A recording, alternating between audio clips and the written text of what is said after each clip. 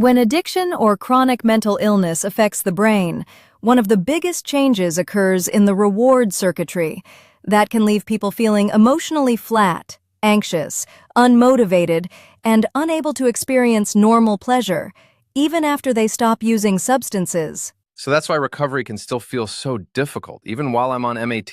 Exactly. Medications for addiction treatment help stabilize cravings and reduce relapse risk. Therapy helps retrain thoughts and behaviors. Some clinicians are also exploring investigational neuropeptides, such as CMAX, SALANK, MIF1, and cerebrolysin, as adjuncts because they may support neuroplasticity, healthy neurotransmitter signaling, stress regulation, and cognitive function. Research is ongoing, and these therapies are not established treatments for addiction recovery in the U.S. So they don't replace therapy or MAT? Correct.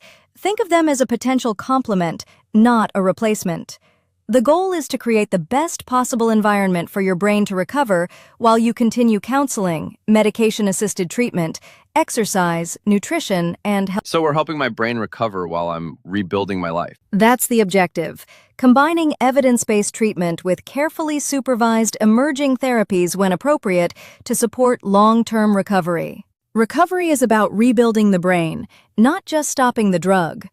Always consult a qualified physician before beginning any peptide or neuropeptide therapy.